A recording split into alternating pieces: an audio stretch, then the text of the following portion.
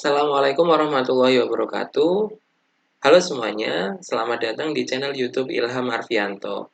Di video kali ini saya akan membahas tentang jenis-jenis himpunan.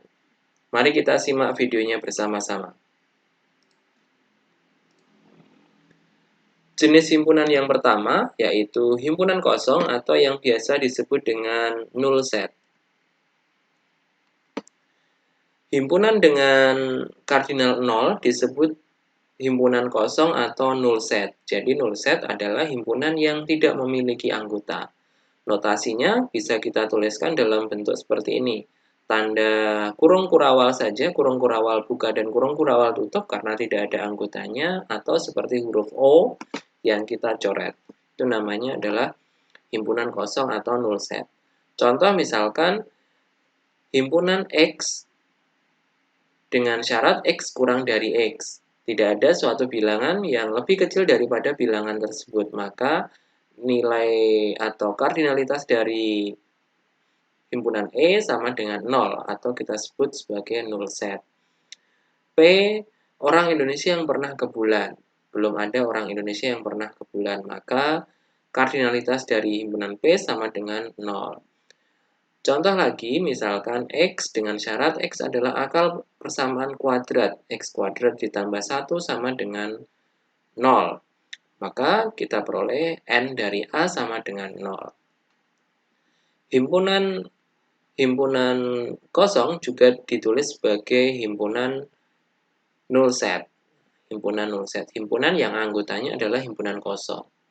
Atau bisa kita tulis seperti ini. Himpunan yang anggotanya himpunan kosong, himpunan kosong dapat kita tulis seperti ini. Inti dari himpunan null set atau himpunan kosong adalah himpunan yang tidak memiliki anggota atau kardinalitasnya sama dengan 0. Yang kedua, jenis himpunan yang kedua adalah himpunan bagian atau yang kita sebut sebagai subset. Himpunan yang dikatakan sebagai subset adalah himpunan yang seluruh anggotanya masuk ke dalam himpunan yang lain. Himpunan A dikatakan himpunan bagian atau subset dari himpunan B jika dan hanya jika setiap elemen A merupakan elemen dari B. Dalam hal ini, B dikatakan superset dari A. Jadi, sebagai contoh, misalkan kita punya himpunan seperti ini, dalam suatu kelas terdiri dari siswa laki-laki dan siswa perempuan. Maka siswa laki-laki adalah subset dari kelas tersebut, karena seluruh anggota siswa laki-laki masuk ke dalam kelas tersebut. Jadi siswa laki-laki bisa kita simbolkan sebagai himpunan A, dan seluruh siswa, baik laki-laki maupun perempuan, bisa kita masukkan dalam himpunan B. Di sini dikatakan A subset B, atau laki-laki adalah himpunan bagian dari seluruh kelas. Atau bisa kita katakan B adalah superset dari A. Seluruh kelas adalah superset dari himpunan laki-laki. Itu jenis himpunan yang kedua, yaitu himpunan bagian atau subset.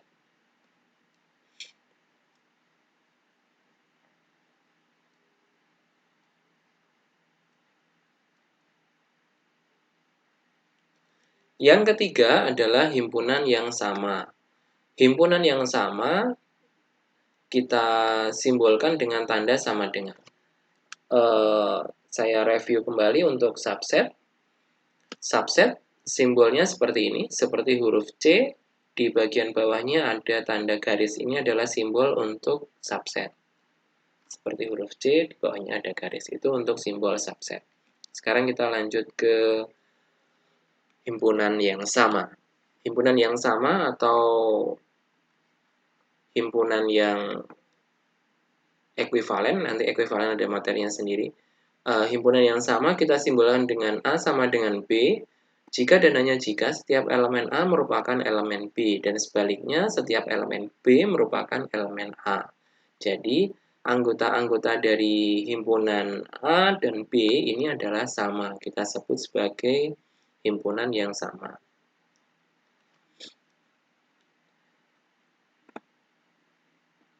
Contoh, kita punya himpunan A, elemennya adalah 0, 1, dan B, kita punya himpunan X dengan syarat X dikalikan X dikurangi 1 sama dengan 0. Ini kalau kita hitung nilai B kita peroleh juga elemen 0, 1. Sehingga dikatakan A sama dengan B.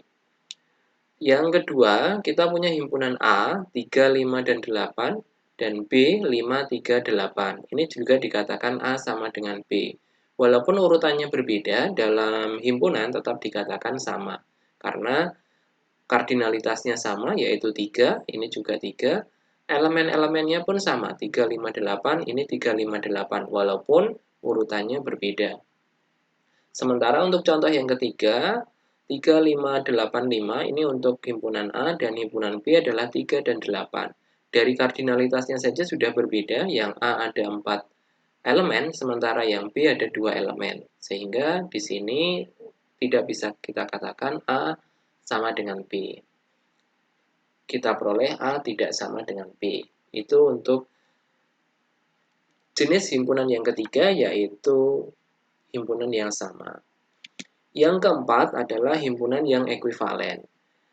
Hampir mirip seperti pada himpunan yang sama, tapi pada ekuivalen di sini adalah dengan himpunan A ekuivalen dengan himpunan B jika dan hanya jika kardinalitas dari kedua himpunan tersebut sama. Jadi yang menjadi pokok kesamaan adalah pada kardinalitasnya.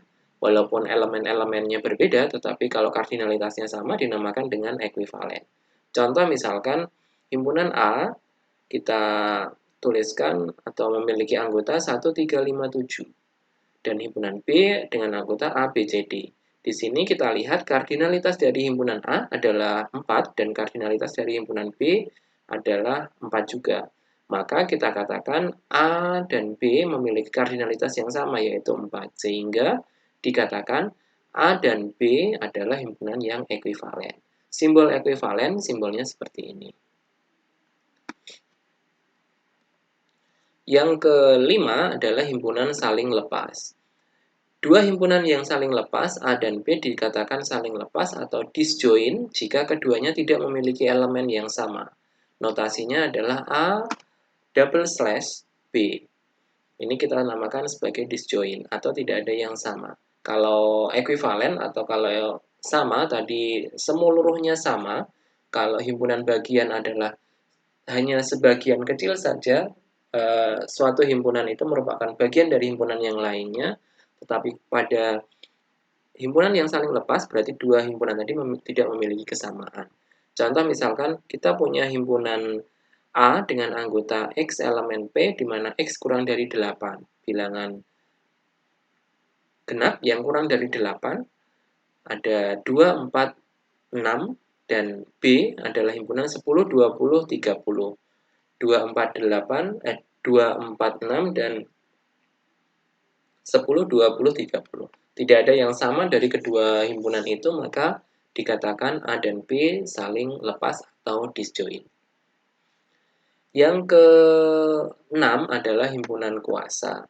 Himpunan kuasa atau power set dari himpunan A adalah suatu himpunan yang elemennya merupakan semua himpunan bagian dari himpunan A, termasuk himpunan kosong dan himpunan itu sendiri.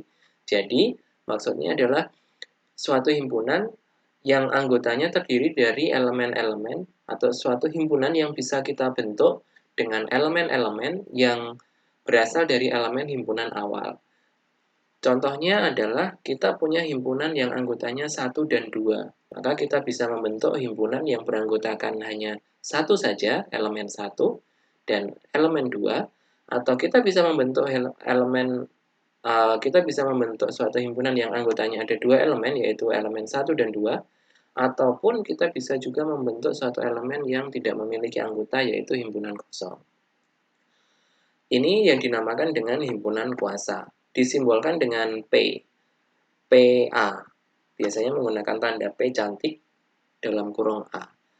Atau 2 pangkat A.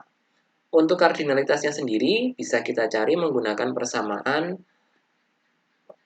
2 pangkat M, di mana M adalah kardinalitas dari himpunan atau dari elemen pada himpunan asal. Misalkan himpunan asalnya ada 2, berarti memiliki 2 elemen, berarti kardinalitasnya 2, maka banyaknya himpunan kuasanya adalah 2 pangkat 2, yaitu 4. Bisa Anda buktikan dengan himpunan-himpunan yang lainnya, misalkan kardinalitasnya ada 3, maka nanti himpunan kuasanya berjumlah 8. Jika kardinalitasnya ada 4, himpunan asal, maka untuk himpunan kuasanya nanti memiliki kardinalitas 16. Demikian untuk jenis-jenis himpunan. Terima kasih telah menonton video kali ini. Semoga bermanfaat. Sampai jumpa di video seri himpunan selanjutnya. Assalamualaikum warahmatullahi wabarakatuh.